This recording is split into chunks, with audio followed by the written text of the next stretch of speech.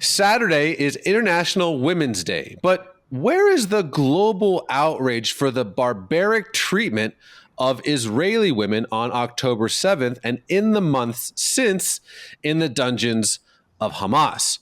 Well, Yael Eini, Consul for Public Diplomacy for the Israeli Consul General, joins us now.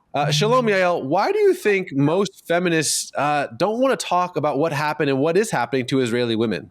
So I feel like there's a strong double standard when it comes to the suffering of Israeli women than, the suffering of women worldwide, especially as we mark International Women's Day, which is aimed toward championing women's rights and combating gender-based violence.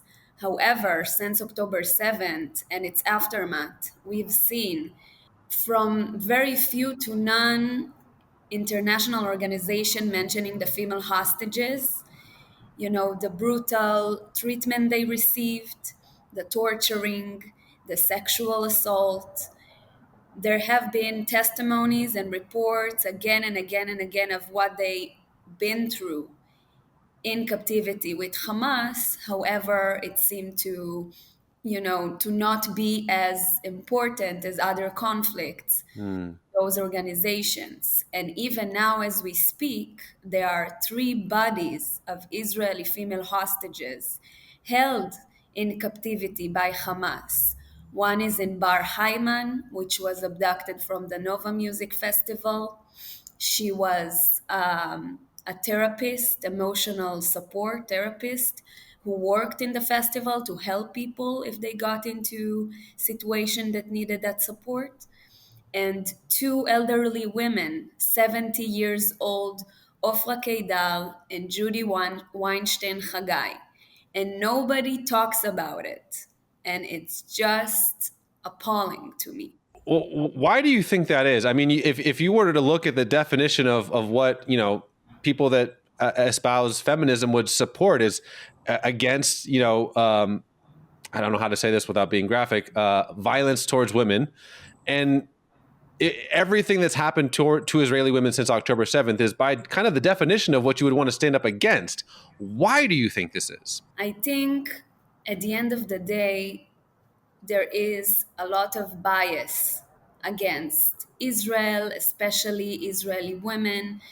And you see all those major organizations, be it UN Women, Amnesty International, even the Me Too movement, who all been very vocal about women's rights to their freedom, to their bodies. But when it comes to the Israeli hostages, which are, by the way, we've seen such a multinational group, American hostages, other nationalities, like it's not just about Israel at the end of the day. It's a women's issue, it's a global issue. So to me, it just shows, other reasons and bias that make those organizations stay silent about Israeli women. And by doing that, it's enabling future atrocities. Because if you are being selective about women's rights and who deserve to be recognized and their story to be heard, then it's enabling being selective about it. And Mm. it's not a selective issue. We must stand for human and women's rights, all women, Mm. without race, nationality, country of origin, to impact who we stand with. You're right. It's not just tragic; it's appalling, and it's hard to watch. You have, I want to give you this opportunity. Kind of last question, which is, I feel like a lot of people caricaturize. In other words, they don't really portray what Israelis and Israel believe, do, say. It's all these kind of tweets and these pictures and these things taken out of context. But you have this platform right here, and there's people all over the world watching you right now. What would your message be to the world about this subject? My message is that at the end of the day, Israeli women in the entire world, we still have a way to go. And if we want to truly achieve equality and full rights for every woman and full freedom and a world that it's free of judgment, we need to enable the same standards to all women, be it Israeli, Jewish, be it Israeli, of any race, of any belief, because at the end of the day, the global system that is meant to protect women has failed again and again and again to speak up for the Israeli women.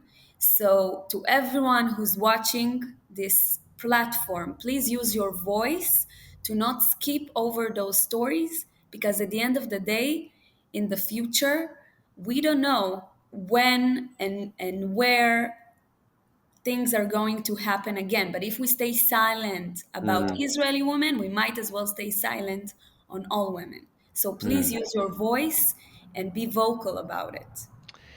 Yael Eini, toda rabah, my friend.